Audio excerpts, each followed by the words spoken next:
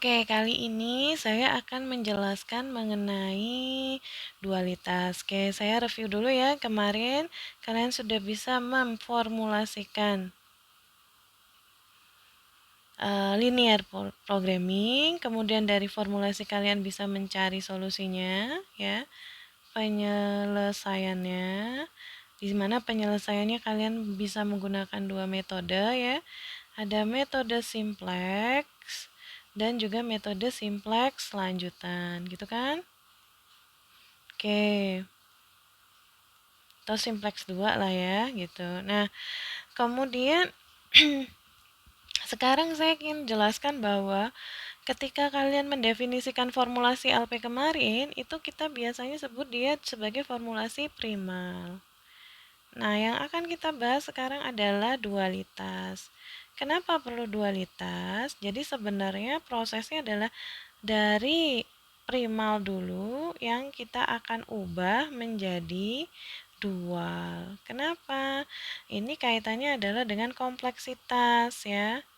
Kalau primalnya terlalu kompleks dan dilihat itu bisa disederhanakan atau simplifikasi gitu, nah, kita bisa lakukan itu dengan merubah formulasinya menjadi dual. Ya. Oke, ini keuntungannya kalian bisa baca sendiri. Nah, sekarang yang perlu saya jelaskan adalah bentuk standarnya. Coba perhatikan, yang saya kotak biru pertama ini adalah formulasi dualnya. Kemudian yang bagian bawah ini adalah formulasi tadi primal ya. Yang kotak biru adalah primal, sedangkan yang kotak merah itu adalah dual. Kita lihat dari situ adalah saya punya satu fungsi tujuan ya, di mana fungsi tujuannya adalah x gitu kan. Sehingga saya punya satu variabel keputusan yaitu x ya. Adalah koefisien fungsi tujuan. Ini koef ya, bahasa saya koef fungsi tujuan. Gitu ya. Oke, kemudian dari situ juga saya punya apa? Saya hanya punya satu fungsi batasan yaitu a x lebih besar sama dengan beta. Di mana a ini adalah koef fungsi batasan dan B ini adalah RHS fungsi batasan, gitu kan? Oke. Nah, sekarang bagaimana menerjemahkan formulasi primal ini primal ya, ke dalam bentuk dual? Oke. Caranya sangat gampang sekali. Oke, sebelum lihat ke sana, saya hanya punya satu fungsi tujuan dan saya punya satu variabel keputusan dan saya hanya punya satu fungsi batasan. Fungsi batasannya di sini bukan variabel, sorry. Saya hanya punya satu fungsi batasan, satu fungsi batasan. Nah, sekarang kita konsepkan bagaimana kita merubah dari primal menuju ke dual. Oke. Yang pertama adalah dilihat dari fungsi tujuannya. Ketika kasusnya minimasi akan berubah menjadi maksimasi di dual. Begitupun sebaliknya, jika maksimasi akan berubah menjadi minimasi di dual. Itu langkah pertama yang harus kalian terjemahkan ya. Lihat dulu fungsi tujuannya. Fungsi tujuannya apa? Oh, minimasi. Maka di dual nanti akan maksimasi. Lihat kotak biru dan kotak merah. Benar nggak? Ini fungsi tujuan minimasi, di dualnya dia berubah menjadi maksimasi. Next, yang kedua paling gampang adalah kalau saya punya fungsi tujuan ya, fungsi tujuannya satu kan, variabel keputusan akan menjadi fungsi batasan di dual ya. Coba cek. Saya punya berapa tadi variabel keputusannya? Oh, punya satu ya. Variabel keputusannya punya satu. Maka otomatis di sini akan memiliki satu fungsi batasan. Jadi kalau di sini jumlahnya satu, maka fungsi batasannya juga cuma satu gitu. Ya, ini next tahapan yang kedua perlu kalian tahu ya. Ditulis dulu aja, dirinci dulu. Oke, selanjutnya apa? Oke, kalau saya punya satu fungsi tujuan, ya, dilihat dari fungsi tujuan, fungsi batasannya, maka dia akan menjadi variabel keputusan. Sama kayak tadi, kalau fungsi batasannya satu, berarti variabel keputusannya di dua juga akan ada satu. Ini konsep yang ketiga. Oke, semoga jelas ya di sini ya. Oke. Jadi tahap pertama adalah fungsi tujuannya apa berubah menjadi apa di dual, ya, min jadi max, max jadi min. Kemudian variabel keputusan di primal jumlahnya berapa akan menerjemahkan fungsi batasan di dual. Begitu sebaliknya, fungsi batasan di primal akan menerjemahkan jumlah variabel keputusan di dual. Oke, kan coba kalau kalian perhatikan, ya. Kita perhatikan lagi. Fungsi tujuannya memiliki satu variabel keputusan. Maka ketika didual, fungsi batasannya berapa? Satu juga kan? Oke. Karena di sini fungsi batasannya cuma satu, maka variabel keputusannya juga satu, W doang. Ya kan? Nih, kalau saya terjemahkan di sini ya. Saya pakai warna beda. Ini ya. Variabel keputusannya kan X, satu kan? Dia menjadi fungsi batasan satu.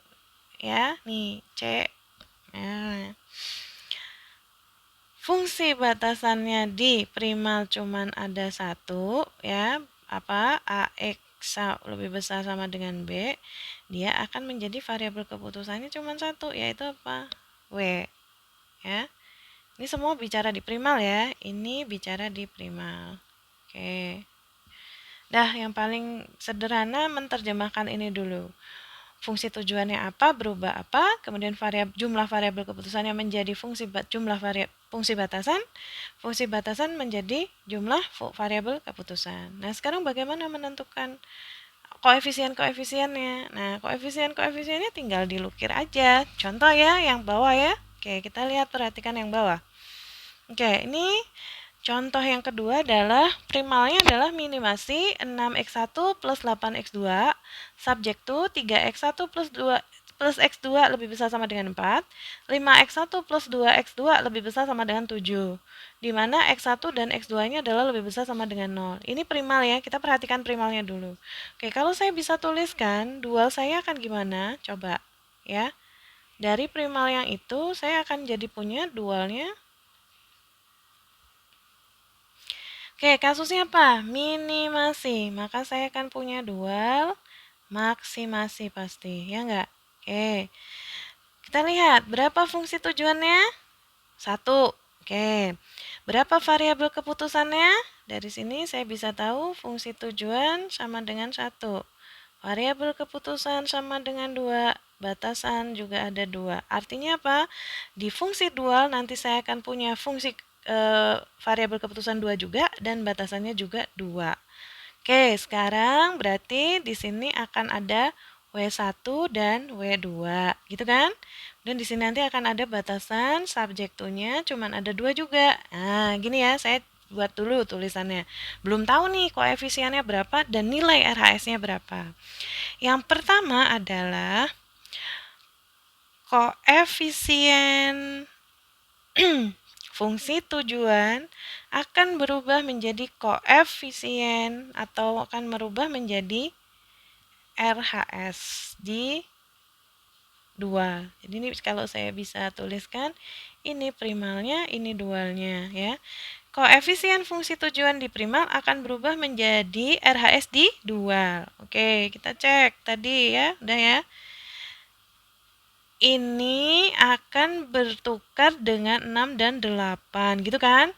Berarti saya bisa tuliskan di sini 4 positif 7 gitu, maka plus. Kemudian di sini ada 6 dan 8. Paham? Hanya melakukan lukir atau perpindahan antara koefisien fungsi tujuan dan RHS. Yang tadinya di primal koefisien fungsi tujuan akan menjadi RHS di dual, dan RHS di dual akan menjadi koefisien fungsi tujuan, gitu ya. Oke, nah ini sudah. Oke. Kemudian di sini saya pasti punya W1, W2 juga, ya kan? Ini juga punya W1 dan W2. Oke. Nah, sebelum itu, tanda di sini belum tentu sama dengan ya. Jadi saya hapus dulu yang tandanya ini. Saya nggak tahu tandanya apa, nanti kita akan cari tahu. Oke. Sekarang bagaimana mengisikan koefisien fungsi batasan di dual, gitu ya. Nah, fungsi batasan di dual itu berdasarkan perubahan kolom, ya. Koefisien fungsi batasan kolom menjadi koefisien fungsi batasan di baris. Maksudnya gimana? Oke, kita cek. Koefisien fungsi batasan kolom. Kolom tuh mana? Nih, ini kolom ya, koefisien yang punya X1 punya X1. Ini X1, yang ini jadi X1, X2. Nah, begini tulisannya. Ya, dia kolom kan ini fungsi batasannya 3 dan 5. Maka di sini akan jadi ini 3, ini 5. Nah, belakangnya juga gitu. Kolomnya akan jadi baris. Ini 1, di sini berarti 2. Karena positif semua berarti ini plus semua. Nah, ke depan nggak usah kasih ya. Ini nggak usah. Oke. Ya ini juga nggak usah karena cuma 1. Dah, ketemulah jadi. Oke, kemudian seterusnya gimana? Nah, jangan lupa. Saya punya W1 dan W2 sebagai fungsi batasan non-negativity. Nah, ini kan sekarang punya tanda ya. Gimana dong dengan tanda ini? Nah, tanda ini kita lihat dengan aturan yang sudah ada di tabel. Nah, aturannya ini. Kita lihat ya. Saya jelaskan. Kalau saya punya minimasi problem, dia akan jadi maksimasi problem kan tadi ya. Nah, yang diperhatikan adalah tandanya. Kalau diminimasi, lihat tanda variabelnya. Oke, kita lihat. Tadi case-nya minimasi kan? Tandanya minimasi kan? Tanda variabelnya apa? Oh, tanda variabelnya ada di bawah. Ini ya enggak? Ini adalah tanda variabel di primal ya. Oke. X1 lebih besar sama dengan 0, X2 lebih besar sama dengan 0. Nah, tanda variabel akan menjadi tanda batasan. Ingat ya, tanda variabel, tanda pertidaksamaan. Variabel keputusan akan menjadi tanda pertidaksamaan di RHS. Nah, kebalikannya, kalau dari RHS dia akan jadi variabel keputusan. Cuman itu aja perubahan tandanya. Oke, ingat tadi di primal saya hanya punya dua variabel keputusan, X1 dan X2. Tandanya apa? Lebih besar sama dengan 0 semua. Oke, gitu kan? Maka selanjutnya adalah dicek di atas ya. Kalau tandanya lebih besar sama dengan, dia berubah jadi apa di dual? Lebih besar sama dengan 0. Oh, ternyata kebalikan. Maka di sini RHS-nya akan ada kurang dari sama dengan 2. RHS-nya berapa tadi? Jumlahnya 2 juga kan? Batasannya jadi ada 2 kan tadi? Oke, batasan 1 dan batasan 2. Tandanya semua lebih besar kurang dari sama dengan 0. Maka tanda di sini adalah kurang dari sama dengan 0, kurang dari sama dengan 0. Paham? Nah, itu dari variabel keputusan ke RHS. Sekarang kebalikannya. Constraint ya. RHS-nya apa? Kasusnya masih minimasi? Cek. Kasusnya minimasi. Tanda apa tadi? Oh, lebih besar semua nih. Ini kan lebih besar semua kan? Oke, ketika tandanya lebih besar semua, maka cek lebih besar, dia akan berubah jadi apa? Oh, ternyata tetap lebih besar. Maka di sini lebih besar 0, lebih besar 0. Oke, itu yang bisa saya sampaikan selesai dari apa yang